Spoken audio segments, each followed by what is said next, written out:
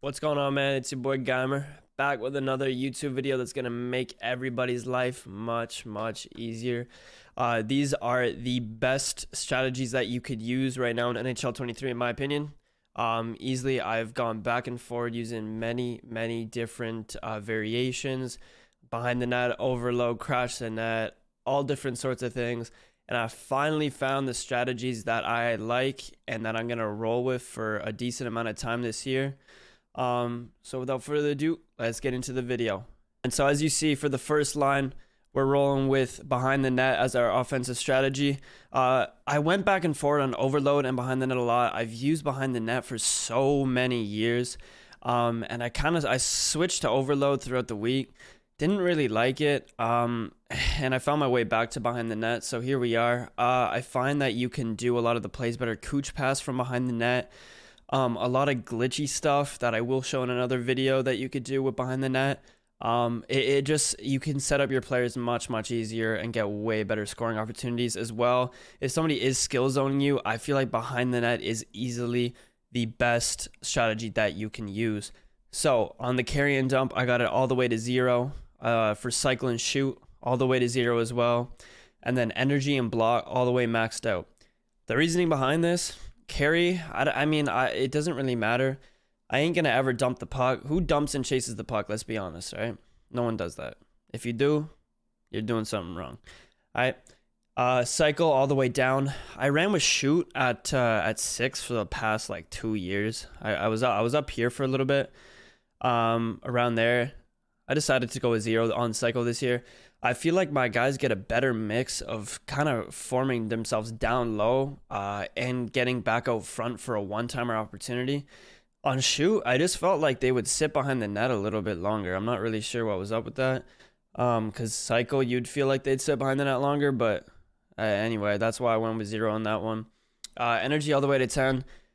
I like this one. I was on efficiency. Kind of lower just because I felt like you kind of needed your guys to like keep pushing the pace, but that didn't really seem to be the case. I was seeing a lot of my first lines and stuff like that lose energy really fast, and it didn't really mean that they were setting themselves up in any better opportunities.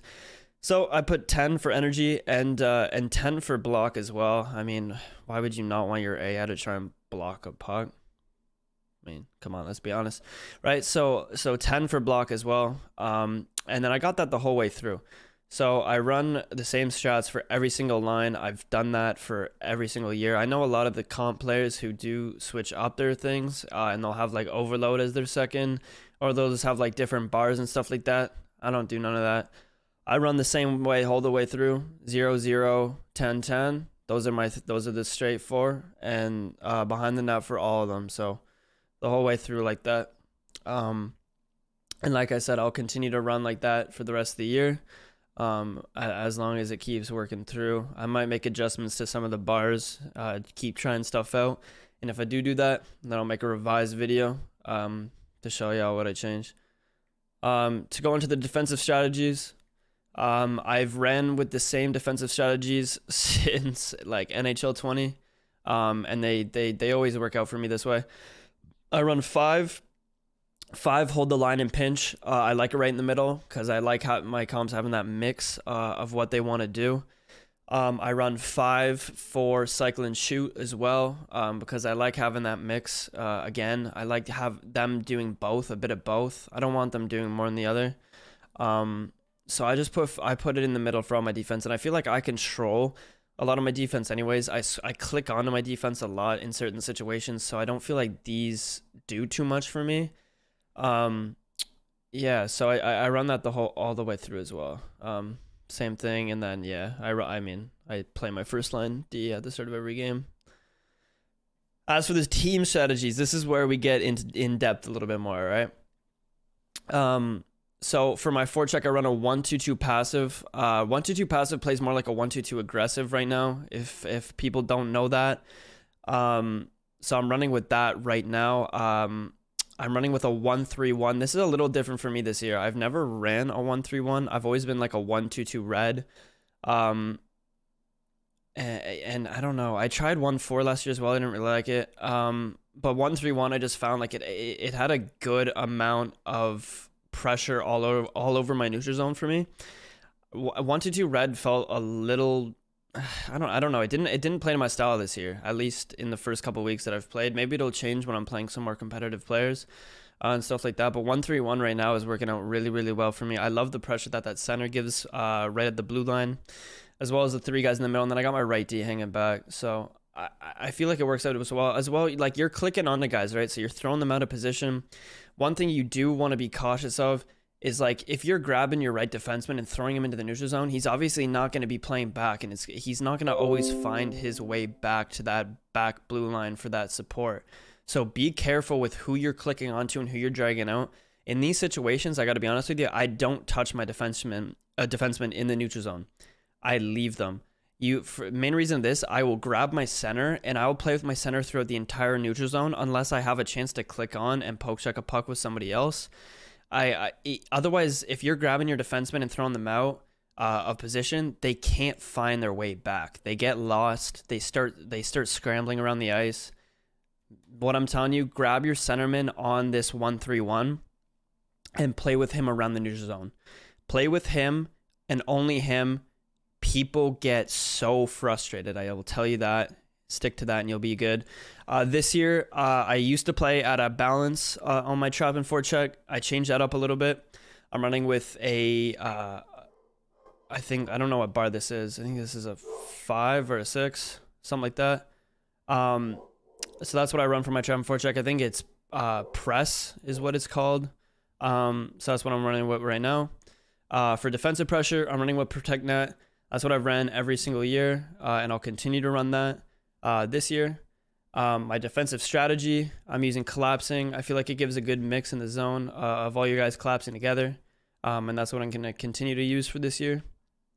Offensive pressure, I use aggressive. Again, I've used aggressive for 21-22, and now I'm using it in 23. I just don't feel like there's a reason to be conservative in the offensive zone.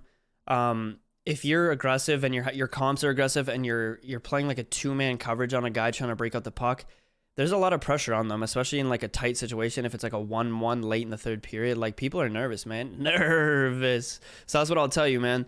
You got to use aggressive. You got to run at them, and you got to get those turnovers, man. Most of these goals come from turnovers, so you got to play aggressive.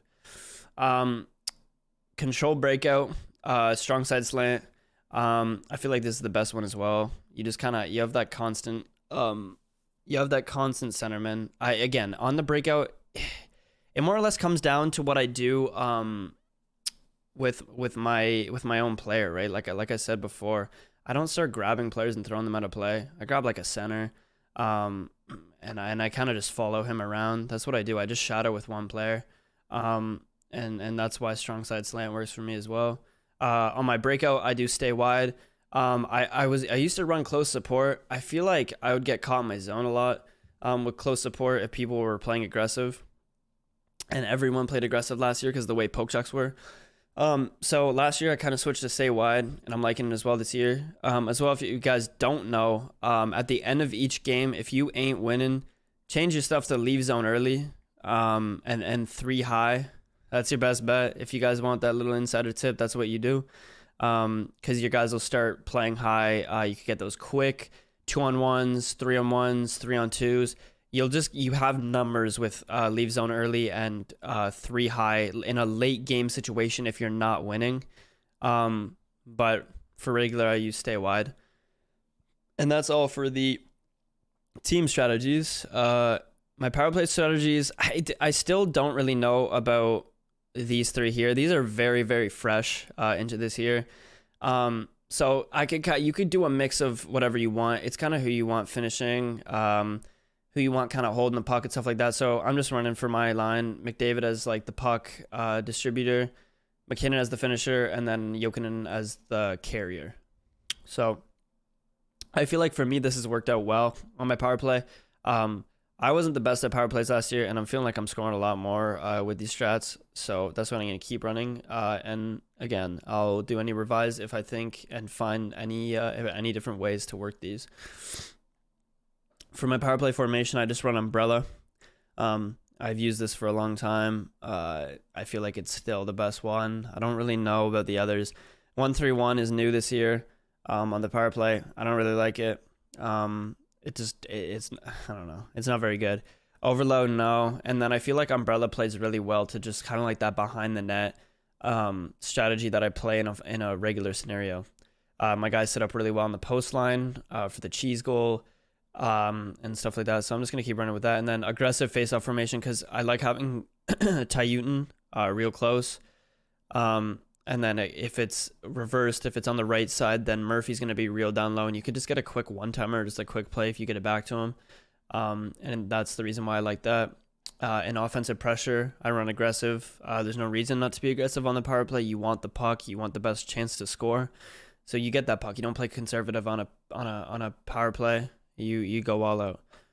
Power play carry and dump, much like my other carry and dump, just all the way to carry. Power play breakout. I run carry option. I like this because I like carrying it with one guy. I feel like a lot of the times that I lose the puck on a power play is when I'm passing it around a dumb amount in the neutral zone. I feel like when I'm just carrying it with one guy and I do a move or two, that's when I get in, or a give and go or something like that. So carry option is good because your wingers will set up, like if I'm carrying it with Jokinen, my wingers will set up very well for a give and go.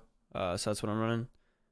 Quick break, stay wide, same as the other one, just stay wide. They stick wide to the boards. You can get a quick sauce up the boards. If that guy's not playing tight, you got speed. That's about it. I run the same thing on power play line too. Same stuff as one. 4-man power play, same stuff pretty much. Face-off formation, I don't know why that's changed. I'm going to run aggressive as well on 4-man.